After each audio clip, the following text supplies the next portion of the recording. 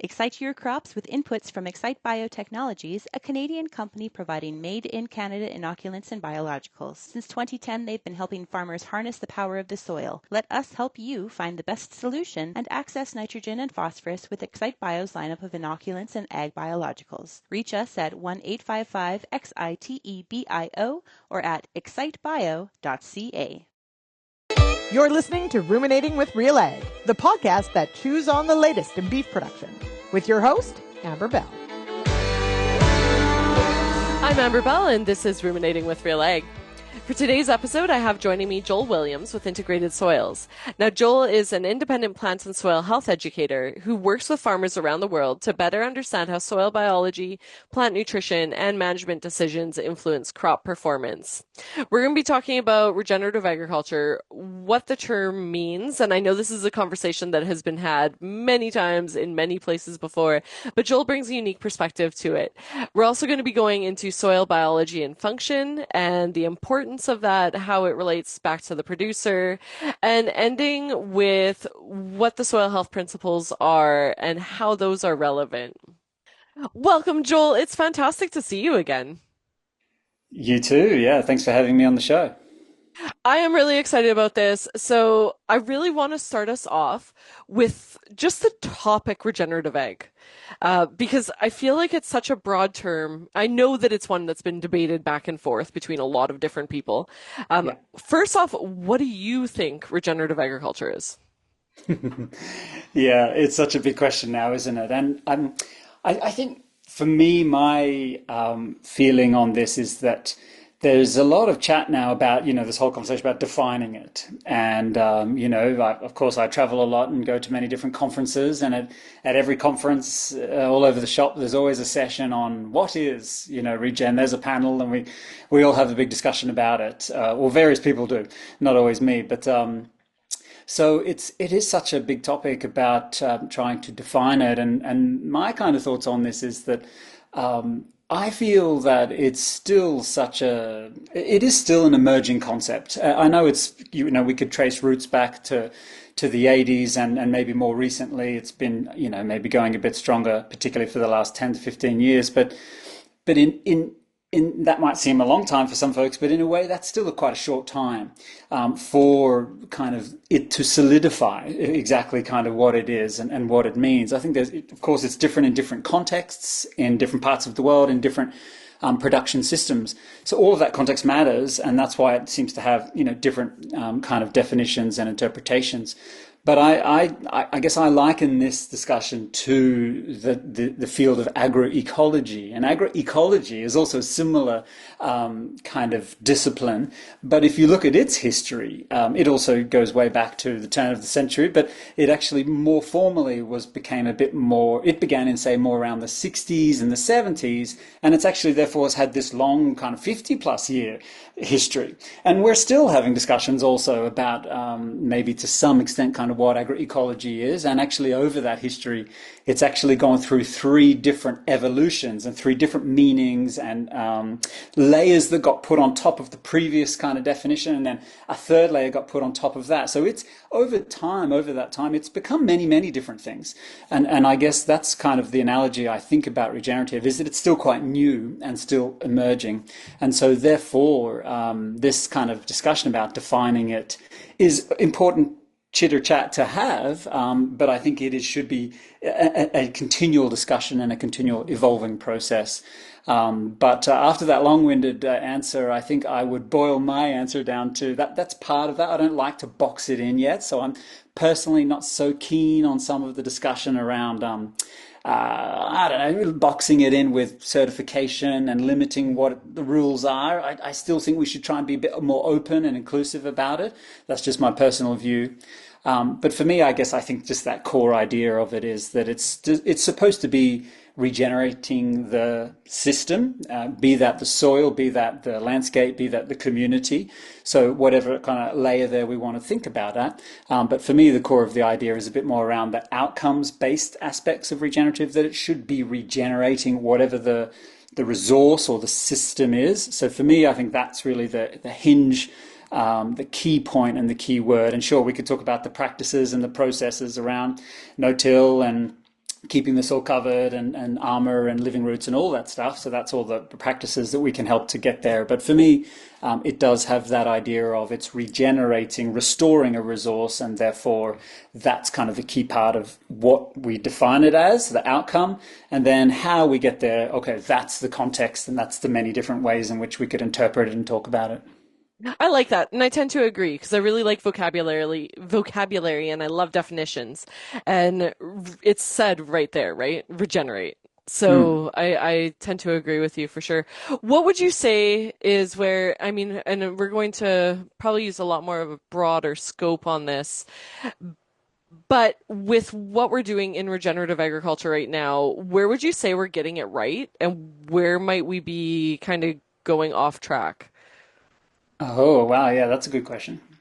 Um, ooh.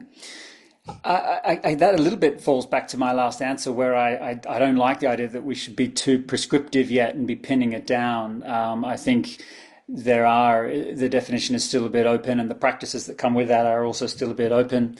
So, look, so some folks, of course, come into this with being, for example, the organic world, the organic movement, being a certified organic system, where, okay, of course, their definition on minimizing disturbance for them, is going to be a bit different in terms of, they're going to have those stronger opinions about eliminating herbicides, for example.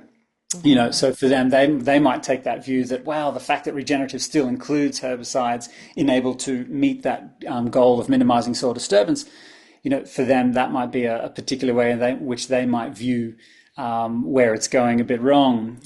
But again, for me, I'm a bit more, look, I support a lot of organic farming and farmers and methods. So, like, I'm on board. I'm a lot more inclusive in my approach. I think there's a lot of good things about conventional farming as well. And look, in certain contexts, like in very arid and dry environments, that importance of absolutely not disturbing the soil, and therefore practicing something like no-till, is really important, because the limiting factor in those dry environments is water. Water is the limiting factor. So for those farmers and those systems, absolutely no soil disturbance is critical. Now, sure, we could go to more higher rainfall environments where the soil is a little more forgiving about being disturbed, cultivated. And so therefore in those higher, maybe more temperate zones, cooler areas, sure, there's a bit more leniency about mechanical disturbance to the soil there in those contexts, because water is not such the limiting factor that it is in those arid, dry areas. And I think those, that kind of two different contexts there kind of give a nice example of why some people get maybe strongly opinionated about these things, that, oh no, it should be done this way and it's got to be done that way, and that's why we're going wrong, to the essence of your question, is because we're not doing it this way. But for me, there's an example of two different contexts where, okay, the right way to do it might be different. And so, yeah, there's many roads to Rome, as they say. And that's where I think that's kind of what's great about regenerative at the moment, is that it is still a little ill-defined. And so that means, like, everyone can find a way to get there. Now, I know that we have this debate about, some of the negatives that come with that, and the greenwashing, and like, there's all of that kind of discussion that comes with that too. So I get the debate. But I think...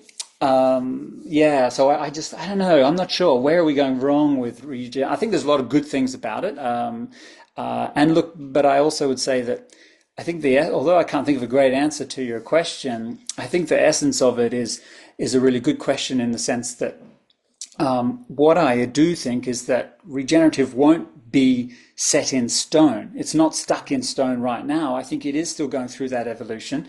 And I think it's fair to say that maybe in the future we will find aspects of regenerative that maybe were not the best practice, or could have been better, or could have been done a slightly different way. So I think that there may be areas in which we're going wrong on this journey. I think the essence of your question is good, but I think it's still, maybe for me anyway, maybe a bit too early to know exactly where those are. I think it's going to depend a bit. So yeah, I'm deflecting the question nicely, aren't I? But I think put it this way, I think regenerative is going to evolve into something else. We're going to come up with the next buzzword and the next term, and that'll have a new different kind of name and a few different definitions, or it'll be boxed in a slightly different way, and that will differentiate itself from regenerative. And there's going to be like part of that answer. So I guess we'll see where things evolve, what kind of comes from regenerative also in many decades from now. But yeah, I don't know. I'm very look. I'm not saying regenerative is perfect. I think maybe the greenwashing point could be a piece of my answer. The problems that we have, and I acknowledge it's not perfect. I think there's a lot of bold claims about it, about what it can do, but maybe not so much on ground experience of exactly that yet, or evidence of that yet. So maybe that could be part of my answer too. But overall, despite acknowledging that I don't think it's perfect, but I think it's more on the right track, or heading more in the right direction for agriculture overall than perhaps the alternative. So I think agriculture is in need of some new ideas and a bit of a new direction, and whether or not regenerative will be it or not, I think it's more in the right direction. So I do support it, but I also acknowledge that I don't think it's perfect yet either.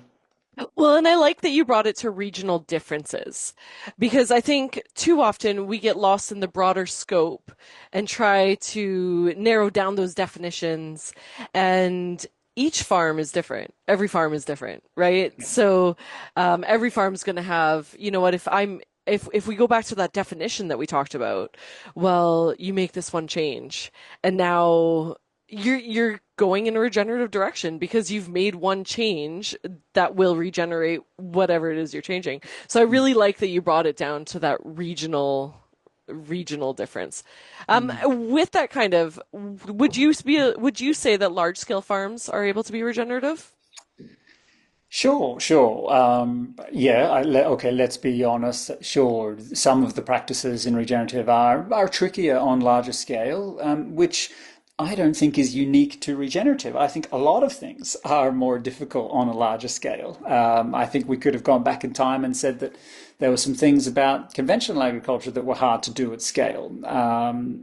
So sure, I think everything's hard to do at scale. I think that's a fair enough it's a fair enough critique, but no, I don't think it's a total barrier either. I think that sure there are trickier pieces of the puzzle, but I don't think it's impossible.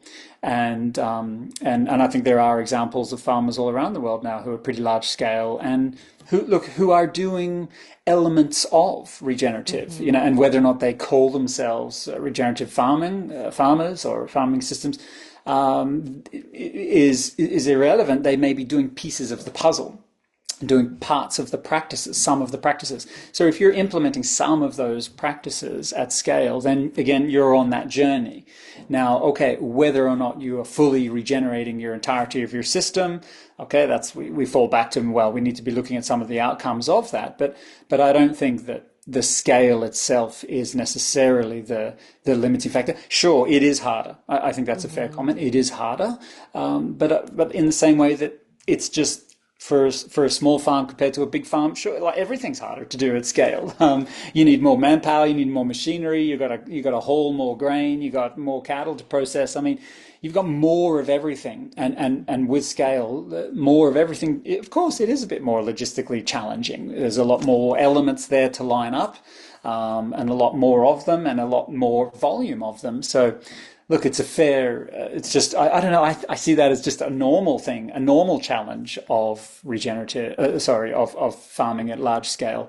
I don't necessarily see that as something that's completely unique to regenerative.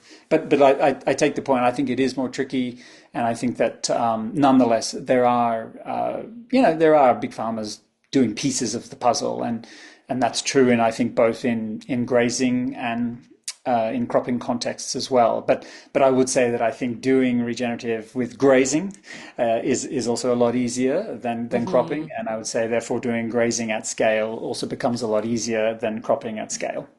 Right, definitely. How would you prioritize metrics to determine whether or not a regenerative farmer is successful?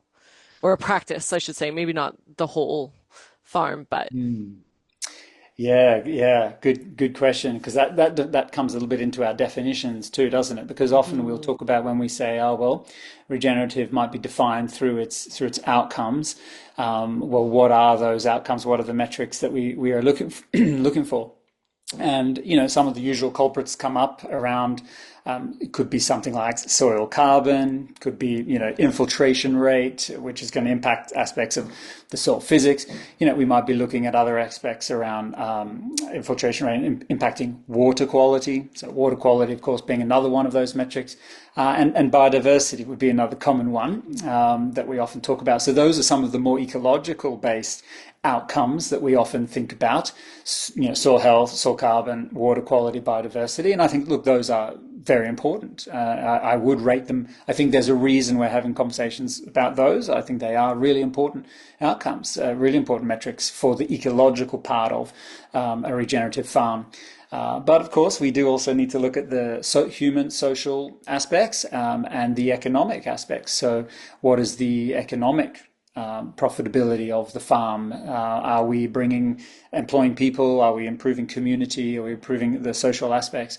So in that regard, look, I do think that profitability is also an equally important aspect of or outcome of regenerative farming. It has to be profitable, it has to be economically viable, or otherwise, of course, it's like any business, it's not going to be able to continue on. So I think that becomes also a very important one. And it would be nice to think that regenerative is also beginning to have a little bit more conversations about the social and the cultural and the community aspects. I think that's been there a bit always, but I think it's gaining a bit more traction. Some of the we could even put human health, into that box, and that we're linking in a bit of that discussion around nutrient density there. So I think some of those human health, social, cultural, community-based outcomes are also really important. I think that that's something that was maybe left off a lot in some of the earlier chat about regenerative. It was about very much those practices, the 5 soil health practices, 5, 6 soil health practices, some of those ecological outcomes. But I do see we're moving a bit more into food quality, human health, therefore connection with the consumer. So you're starting to bleed a little bit more into the entirety of the food system there and some of those other social dimensions. So I think that the economic outcome, the profitability has to also be key. And then are we building community? Are we feeding people? Are we nourishing people? Is some of the social outcomes also improving? What would you say has caused some of that shift or that push towards community-based outcomes? Good question. I think it is an inevitable discussion that had to evolve because that's really we're overlapping here a little bit to my earlier answer to your first question about agroecology. If you look into some of the chat about agroecology, and I mentioned has this much longer history and these different layered definitions, it's overlapping a little bit here to the evolution of what's happening to regenerative. Agroecology started off as the idea of using ecological principles applied to agriculture. So it was kind of a science part of that definition. Over time, it turned into a way of farming, methods to produce. That was that second layer that kind of got layered on. And the third piece that got layered on was agroecology as a social or political movement. And that piece is the piece that basically said, well, farming better at the field level is all good, doing better at the field level, producing better food, using less inputs, improving the ecology, improving all those outcomes. Farming better at the field level is all good and great. But if we really want to change the entirety of the food system, if we really want to connect to consumers, improve the social and human health outcomes, we also have to address, a lot of the stuff that's happening in the middle ground there, all of the middleman and the processes and the inputs and some of the kind of the middle aspects of the food system, all of the value adding and the processes and the processing. They're taking a lot of value out of the farming product, and they're the ones kind of connecting that then onto the retail to the consumer at the end. So that's where agroecology became somewhat more of a social political discussions, because it just pointed out that we're not going to change the world. We're not going to change the food system just from the paddock, from the field. We have to actually go and address some of these institutional barriers, corporate barriers, some of this kind of middle ground players, and connect directly to our end users. And so that will help us to reclaim some of that economic value, but it's also going to put better links from the freshness, the quality, the locality of that food, directing it to the consumer. And that's going to help to prove some of those social and health kind of outputs and outcomes.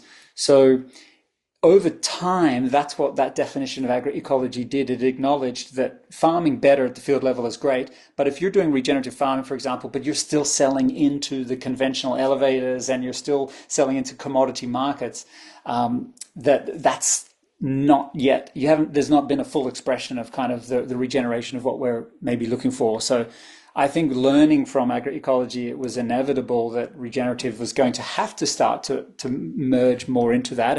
And that is what's happened, where we now talk more about nutrient density as a link, human health link. And the other big thing that, regenerative is also doing is a lot more direct marketing. That's the other kind of conversation that we're having. So those farmers that are connecting directly to their customers, I think that's actually a part of that social political kind of, when I say political, that's kind of broad, like economic, political kind of, doesn't have to directly mean political, but it just means some more of that social, economic, political kind of piece of the puzzle. So I think that, direct marketing is a nice example of where regenerative is also starting to follow suit. So yeah, I think it was an inevitable thing. I think that, of course, more and more consumers are, as they have been for a long time, more interested in food. Look at all the influencers and things, all the chat now about food quality, diet people, chefs, like recipe people. Look at all the people in social media these days engaging with conversations around diet, food, quality, sourcing, environment, ecology. There's a lot of that happening, and look, consumers are taking more interest in where their food comes from and how to improve their health outcomes, and that's true whether you're a vegan or whether you're a carnivore. Actually, there's a huge amount of overlap and similarity between those two things, actually, in terms of what those kind of people are trying to achieve. I think there's a lot of common ground between, just as a small example, between those two worlds. And I think that it shows the fact that there's also a big divide. There's something very different about those, but there's a huge overlap in what they're actually trying to do. And I think that that's a really nice example that shows that consumers are becoming more interested in that story of themselves, their outcomes, their health, but also how to achieve that. And part of that conversation then is, where you source your food from becomes a key piece of that. So yeah, I think the general interest in health and food amongst consumers is also a piece of the puzzle.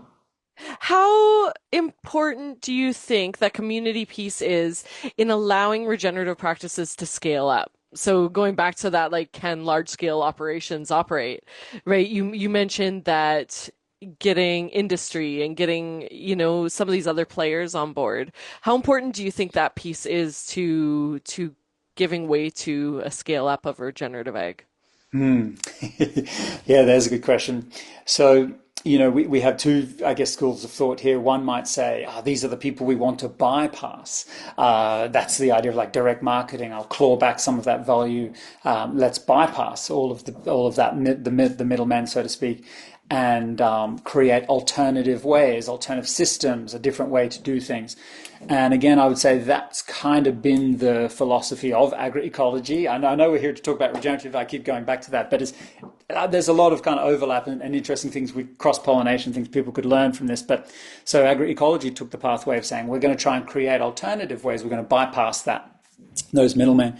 And it seems that regenerative has done a little bit of the different approach of saying, well, actually, if we want to change the food systems, then we have to engage with those players who are systemic and centrally part of, and that rather than try and bypass, we need to engage with, because they're big players, and as big players, they have, of course, big influence, and therefore small decisions that they make to tilt this in a more regenerative direction or in a more positive way, a small change from those big institutions can add up to a bigger impact.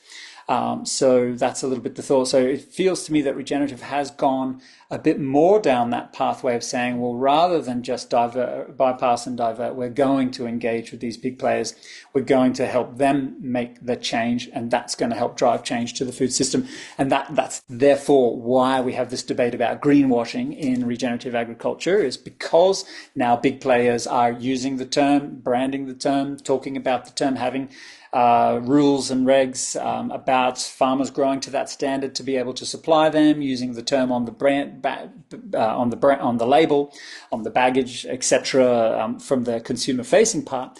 So when they engage with the term, which is kind of what we want, isn't it? We want to regenerate systems. We want to regenerate the food system. So we are engaging with those players that could potentially help do that. But that comes with that little bit of a double-edged sword there of, sure, some of them are going to be maybe using that term not so sincerely, and we maybe have a few of those issues around greenwashing. So it does seem that that's one of the differences, I would say, and regenerative has made a stronger effort to engage with those bigger players and try to change from within, in essence. Yeah. It's an interesting topic. Let's shift over to the ecological side of regenerative ag and talk a little bit about soil biology, because I know that's like one of your things. So what would you say actually makes soil alive? What makes soil alive? Wow, there you go. I mean, it's got to be the fact that it has living things growing in it, inside it. And I guess, that's that definition, isn't it, about what's the difference between soil and dirt? And that's kind of that classic idea, is that dirt is dead and soil is alive. That's that idea. So when we say soil is alive, it means it's got life in it. And of course, that life ranges from the micro through to the macro. Microorganisms, bacteria, fungi, others micro animals, protozoa, nematodes, microarthropods, tiny insects, larger insects, worms, and all sorts of other critters and the like. So what makes soil alive is that it's actually all of those things and that big community of life. We might often use that term, the soil food web. It's the community of life that lives in soils that is what makes it alive. And the thing about soils, it is that it is the most biodiverse ecosystem on the planet. So we have this huge, incredible diversity of organisms. And look, sure, most of that diversity is amongst the micro things, viruses, bacteria, fungi, and the like, some of those microorganisms. But nonetheless, you have tens and thousands of different species of all of these different organisms. And then they exist in such huge numbers. We are in a teaspoon of soil, we have more things than there are people on Earth. So we have this just mind-numbing complexity of life, both in terms of its sheer staggering number and abundance, but also its diversity. So it's such a fascinating world, such a fascinating topic that we're still only scratching the surface with. Really, we still only understand so little about, particularly the soil microbiology. I think is a fair comment to make. So, which is also part of its charm. It's so interesting for that reason. We still have so much to learn. There are still so many unknowns, and I think that's what makes it so alluring and so interesting. What would you say are the implications of that life for producers and ranchers? It's in the same way that producers and farmers and ranchers are dependent on the sunlight, on rainfall, on moisture, on ecosystem services. There's that kind of maybe boring jargon word, but it means a lot of the same thing, that we are dependent on services and resources that the ecosystem provides, the ecology provides, and everyone understands that at a critical level about the importance of sunlight and warmth and water and carbon dioxide. So we have these fundamentals that we need for photosynthesis, for growth, for plant growth, for productivity. So at that basic level, that every farmer understands the critical value of the carbon cycles, the water cycles, the mineral cycles, in order to make that process all happen, make that system function. The biology in the soil, the life in the soil, is a central part of those cycles, and therefore they provide these ecosystem services. Plants can't grow without the help of the life in the soil. They need those organisms to help to provide nutrients, the minerals, essential nutrients, and water. And they need those organisms also to play their role in that carbon cycle of sure, plants breathe that in and deposit that in the soil, and the microorganisms integrate that carbon into their bodies. And whilst they do that, they provide services, they provide function. They are releasing nutrients, they are protecting that plant from disease, they're doing all sorts of functional things in exchange for that carbon. And of course, some of that carbon gets then deposited into their bodies, which die. Some of that carbon therefore gets deposited permanently into the soil as soil carbon and soil organic matter. So we are engaging in all of therefore these cycles, these ecosystem services, and it is indeed the biology that play a key role at that, in that very direct example of photosynthesis and therefore productivity, but it also links beyond that into overall landscape properties and global properties, and functions and cycles that exist here on planet Earth. So, I mean, they are absolutely central players in all of this discussion, be that at the paddock scale or be that at the global scale. So producers have kind of been managing without really thinking about soil life for a long time. What do you think can shift in an operation when a producer shifts their thinking to considering the soil life? I think the big opportunity here is that farmers can become a lot more resilient, and that there's many ways which we could also define that. And I'm thinking primarily two here: ecologically or environmentally resilient and economically resilient. And I think that when we work with nature and those natural systems and cycles, when harnessing those ecosystem services and working to support those and harness them towards our benefit, towards productivity, we have that opportunity there of farmers being able to produce food in a way that is ecologically more sound. So we are being more sustainable, we are taking care of the environment, and I think that opportunity there then adds resilience in terms of that ability to be productive. So when we work with soil biology, to your question, because they help to provide nutrient cycling, because they help to build soil organic matter, these are things that over time can be virtuous cycles that actually help to improve plant growth year upon year upon year upon year, and therefore add resilience. If we're building more soil organic matter, we're going to hold more of that water and soil moisture in that soil, and we're going to be able to use that water towards photosynthesis, towards productivity. So that means that as we work with biology and we improve that ecological functioning of the soil, that means that productivity can also be more reliable, more stable, or more resilient, as the word suggests. So I think that there are those ecological / productivity benefits.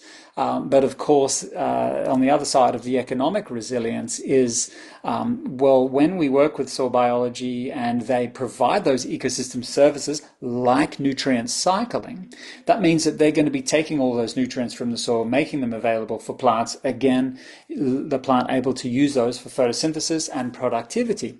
So that means that simply we are leveraging more of the fertility, the nutrients out of the soil. We are making better use. We're being more efficient with the nutrients that are already there, and we're going to leverage those towards productivity. And we're going to be able to do that without necessarily spending money to buy nutrients, to buy fertility, because we're going to let the biology do a lot of that functioning for us. So I think the economic resilience comes into the point that there's an opportunity there for farmers to have better control over their costs of production, particularly their input costs here I'm particularly referring to. So I think that's that opportunity. When biology does nutrient cycling for us, we can become a little less dependent on fertility from the bag. And look, in some instances, in some contexts, that can mean zero inputs, yes. And I think back to our context piece of that discussion, sure, in a grazing system where you have usually you have perennial type plants, you have permanent soil cover, you're not typically cultivating, disturbing that. So you're by default, you're following a lot of the soil health principles. You're not disturbing, you're keeping that living root there, you're livestock integrated. So I think in a grazing based system, sure, it's a lot easier to do a zero input or a no input approach and therefore save money on inputs and therefore improve that economic resilience. I think that opportunity is really fantastic in grazing systems, and why I fully endorse and embrace the livestock integration piece of that soil health principles and regenerative principles. Sure, in a cropping context, I think now we're using annual plants. It's a bit more of a disturbed system. It's not as easy. I think we could be fair to say that it's not as easy in a cropping context as it is in a grazing context. So sure, look, can a cropping farmer end up being no input? Sure, I'm not saying it's impossible, but it is going to be harder. But I think despite that, there is still the opportunity for cropping farmers to be a lower input, to use less, and to be more efficient with what they do use. And that, again, that's still going to improve some of those ecological outcomes. And that is definitely going to improve some of the economic outcomes in terms of spending less as a key strategy for improving profitability. And it would probably improve the community outcomes too, as if you don't have to spend time on the tractor, you might spend time with your family. Maybe. Absolutely. Or golfing. That's right. No, you're spot on. Yeah, that's right. Of course, being a bit more min-till, no-till type systems, or going back to that example of the soil cultivation or the plow versus the no-till approach. Sure, like the no-till approach is certainly a lot speedier, and that's more time to get the job done, and therefore more time left with your family. Absolutely. Similarly, if you're not as dependent as going out, making so many passes per crop, less passes per crop is going to mean also potentially more time for the family. So yeah, I agree that there'd be definitely some of those social outcomes that could be improved there. And you mentioned soil carbon. So could you speak a little bit to the importance of carbon in the soil and maybe what builds stable carbon? And, piece out for me the difference between what sounds good on paper versus the reality of what's happening on the ground. Okay. Yeah, the importance of that soil carbon, like of course soil carbon is such a one of those buzzwords at the moment that is also being quite overused, and we're all sick of hearing a little bit about, but of course it is really important. And yeah, amongst all that chat about carbon markets and things, it's become, this very focused thing, this kind of tunnel vision on soil carbon.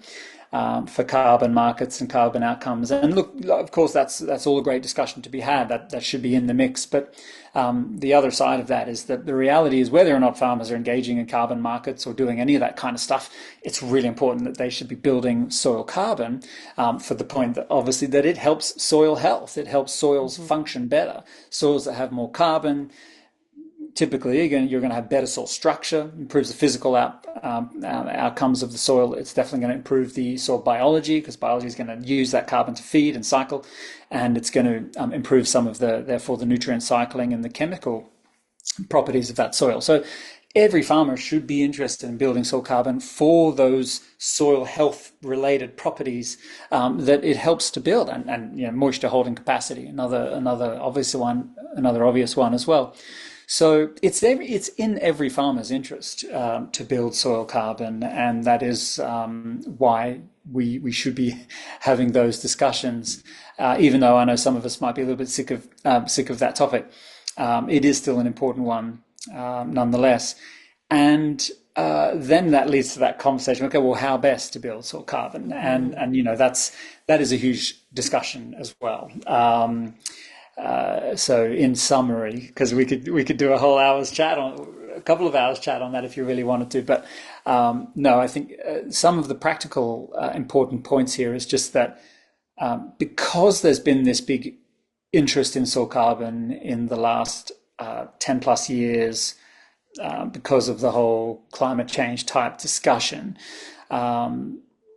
the reality is there has been big investment in soil carbon research. And so there is so much happening in the academia and the science world of soil carbon in the last 10, 15 odd years, especially. So, I mean, it's been forever, but like especially there's been a big focus.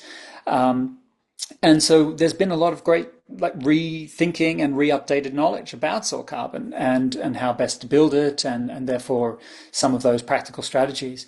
And one of the big things is the acknowledgement about what the very nature of soil carbon itself, what is it?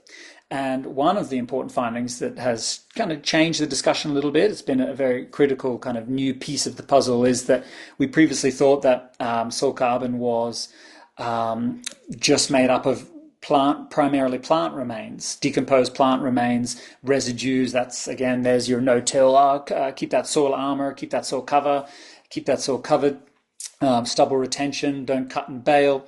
We want to keep some of that plant carbon in the system so that as it goes through its decay process, digestion and decay from the microorganisms, that it helps to build soil organic matter. And yeah, of course, it does indeed do that. But because of that kind of paradigm, we thought that soil carbon was mostly made up of plant remains, for the obvious point that plants are the ones that can photosynthesize, and they're the ones bringing carbon out of the air and therefore depositing it into the soil. Along with the help, of course, livestock who also eat some of that plant carbon and deposit that in through the manure. And, so of course, there's those other avenues to that too. But so what the big shift has been is that we understand now that soil carbon is made up of plant remains, but it's actually only about half of the overall soil carbon. The other half is made up of dead microbial remains, what's called microbial necromass, or their dead bodies. Not just their dead bodies, but also some of their excrement and byproducts and waste products, some of these kind of various biochemicals and things that they release into the environment as well. And so that's the other kind of a half or so of soil carbon. And so that's important because that opens up a question of, well, if you want to optimize or maximize the plant contribution and the microbial contribution through that necromass, is that, sure, some of those traditional practices of minimizing disturbance and stubble retention, not overgrazing, having some residuals, trampling some of that back into the ground, all those practices that we talk about, that is all good, but and that is helping with that plant contribution. The key to optimizing the microbial contribution is the living roots soil health principle. And that is because through living roots, we provide root exudates, and it's those root exudates that are high digestible carbon that is most efficient at feeding the microbiology of the soil. So therefore, if you want to optimize the ability to grow microbial biomass, which will turn into that microbial necromass, well, you want to feed it in the most efficient way. And the most efficient way to feed that is through the high digestible carbon, which is the root exudates, as compared to the lignin and the litter and the cellulose that comes through some of the other pathways. So really the practical outcome of this is that farmers can embrace that living roots soil health principle. They're going to keep the tap turned on, keep root exudates turned on. That's going to keep feeding the soil biology, ultimately forming this necromass. So, of course, there you can see that, again, by default, livestock farmers, livestock integrated and grazing systems have a natural advantage compared to cropping systems because they are a perennial-based system. They already, by default, follow the soil health principle of living roots. And so, however, we can do more of that through, better grazing management, or in a cropping context, the use of overwintering covers or extending that growing season is going to be, advantageous. And look, I know that's difficult. Post-harvest cover crops are a difficult thing in a prairie context, of course. So that's one of the challenges that you guys all face up there. And that's where I've always have been really impressed to see how farmers innovate. And you guys are doing that great example of planting some, in the cropping world, of planting some of the winter cereals, winter trit, for example, or Italian ryegrass at springtime with a spring cereal. and sure, the spring cereal will go through to harvest, but you're left with a bit of an understory, an undergrowth there of the winter trid or the Italian ryegrass, something like that. It's a nice example of how through your limitation of quick and short growing season, post-harvest drilling of cover crops not being such a practical strategy, you've kind of really found a way to try and get some of that winter cover, so I think, however, point being, however farmers can keep living roots in the principle, and there are other ways in which it can be done, but that's really the key practical outcome of some of that new science. Living roots is going to be the key to building more of that necromass, and I should say that it is that necromass half that is the more stable half. So to your question, that's the fraction that's actually more stable in the soil as compared to the plant contribution. And then the reality of the situation is that I think we should be realistic about soil carbon sequestration, and that would be maybe one of the criticisms, maybe to your question earlier, that I was struggling to find a good answer. Where's regenerative going wrong? Look, that one of the answers could be, that it is kind of, there's a lot of hype around regenerative agriculture. Again, I think that's a good thing. It's great that we're all getting excited and having these conversations about new ways of doing things and new outcomes that might come from that. I think that's a really important conversation we should be having. But again, I would fall back to that point that it's still early days. We're still learning. We're still going through that evolution. So let's maybe not overpromise and overhype too much. And I think that, the reality is that soil carbon is not a cinch to build. It's not easy to build. It is difficult, and it does take time. And I think we do need to be realistic about that. And that's true of any farming system. And sure, look, I think regenerative farming, regenerative systems have some practices and ways in which they do things, which is encouraging and should help and can. And, I think we have evidence that it can help to build soil carbon more effectively. But, whether or not it's going to do that to such an extraordinary extent that maybe some folks are overpromising it, I think we should be cautious about that. But do I think that some of the principles of regenerative can help to accelerate and build soil carbon? Yes, I do. To what extent? Okay, I think we need to kind of, that remains to be seen. But I think a lot of the, say, no-till farmers, in many parts around the world, would say that their soil carbons have increased through the adoption of no-till, but it has certainly plateaued.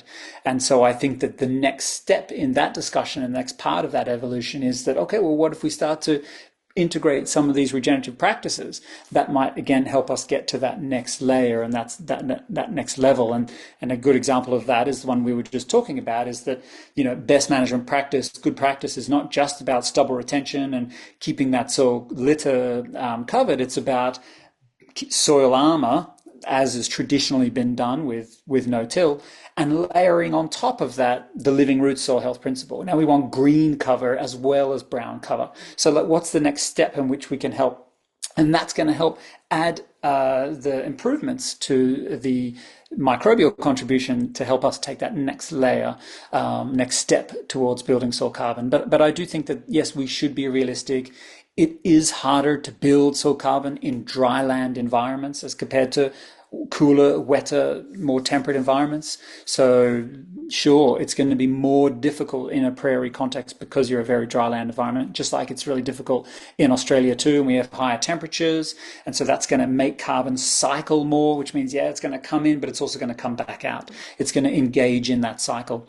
So look, I do think that regenerative can help us get there over and above and beyond where we currently are now. But I think we perhaps should be realistic that it is difficult and it's going to be a bit of a longer journey. It's not going to be an overnight thing.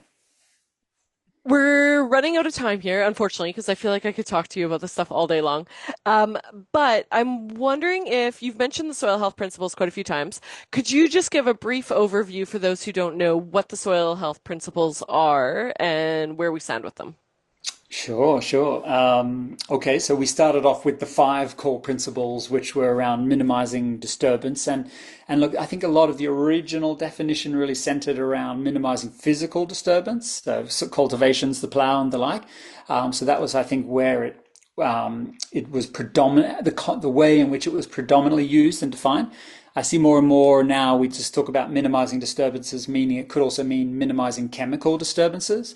So that overlaps a bit then to discussion of strategies of, which again is not one of the core soil health principles, but you see it more and more coming in or being discussed in different contexts, talking about minimizing inputs, minimizing some of those pesticide inputs, minimizing some of those fertilizer inputs, and that would be kind of coming under that category of minimizing a chemical disturbance to the system, and therefore a part of that minimizing disturbance principle.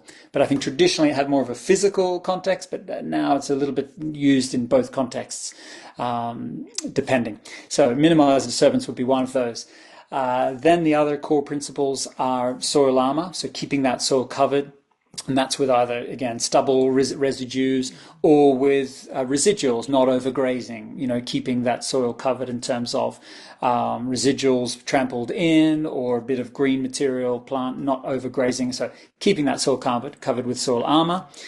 We touched on the next one here, which we just talked about, living roots soil health principles. So that's about keeping green plants growing in the soil for as long as possible in the growing year, across that growing year. And that's particularly relevant where we're trying to just extend the main summer growing season and try and get those two shoulders.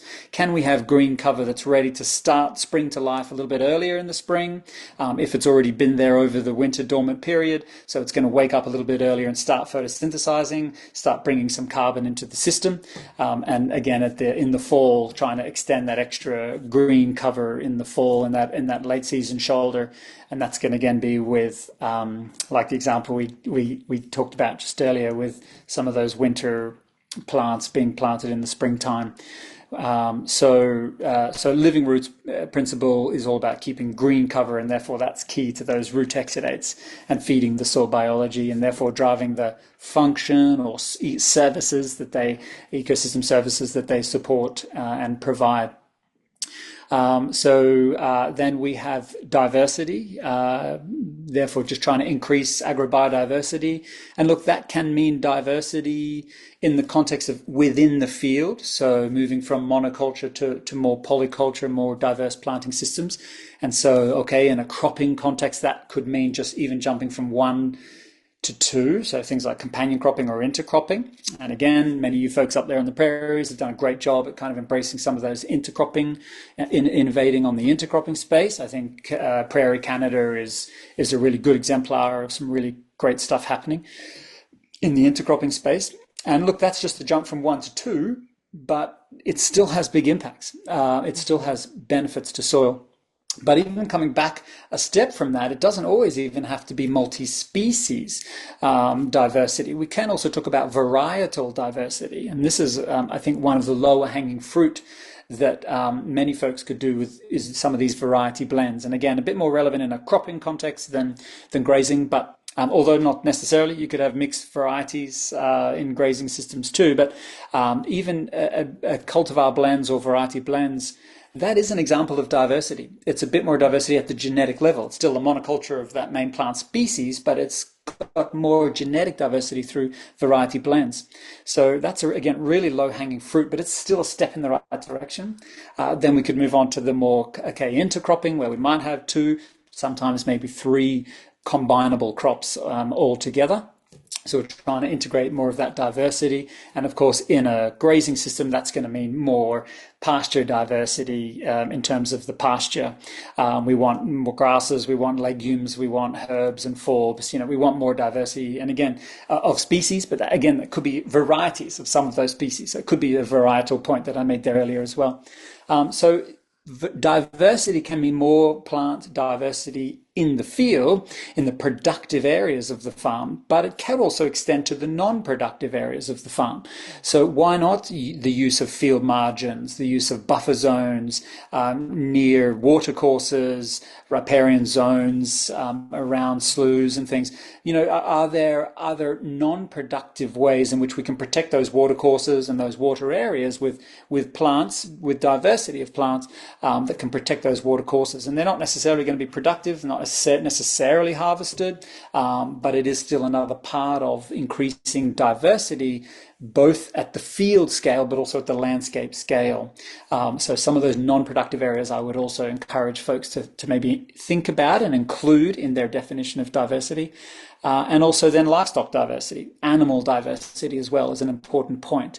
So as much as farms can diversify into multi-species of animals, and having them part of the system, part of the rotation, part of that whole farm design, farm system, I think is also a really important part of that definition of diversity. So more diversity is going to help with the resilience of that farming system. And then the last part is, as we've overlapped a little bit there, is of course livestock integration. So bringing livestock certainly into cropping systems anyway, is going to be a lot of benefits there to having livestock integrated into the cropping zones. Now, of course, again, that's why graziers are by default. You see, one of the great things about grazing is that by default, it follows a lot of those soil health principles. It's not doing mechanical disturbance very rarely, maybe to reestablish a pasture or something, but it's certainly a lot less. It's already minimizing. It's keeping the soil covered. It's trampling. It's got some soil armor. It can use diverse plants within those pastures, so it's ticking the diversity box. And then it's already livestock integrated. So that's why grazing systems, I think, are by default, they lend themselves to the soil health principles.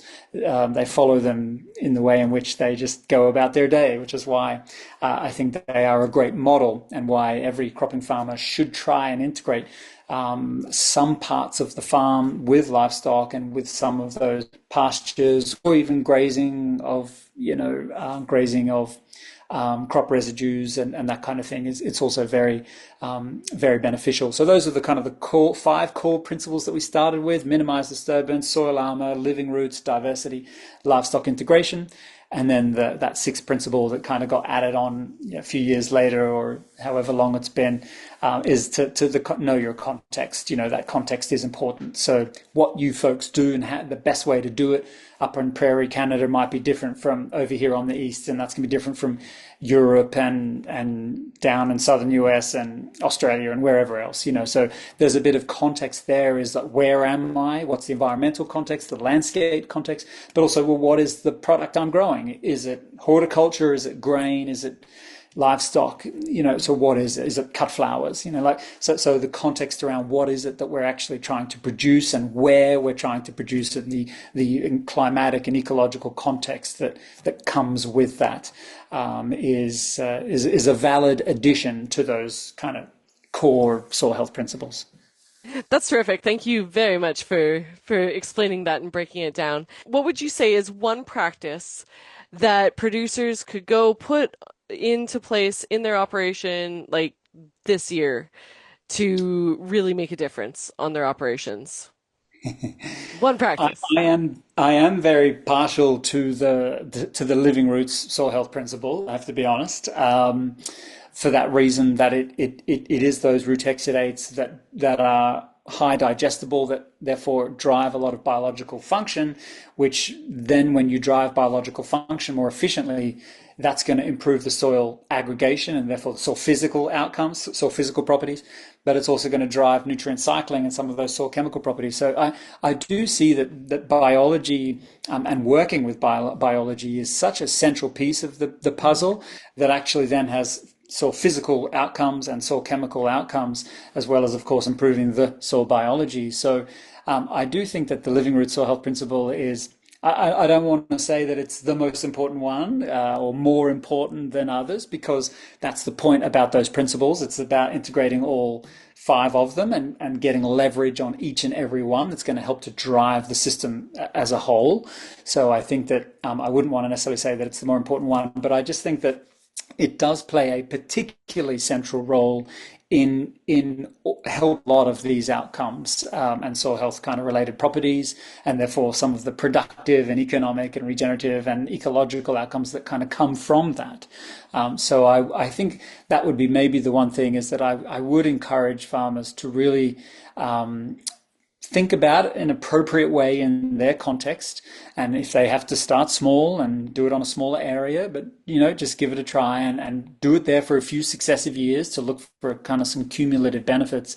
But just really try and embrace that particular principle of keeping that soil covered for as long as possible with living roots. And again, all the grazing folks out there are going to be they're sitting back laughing now, I and did nice it and already. easy.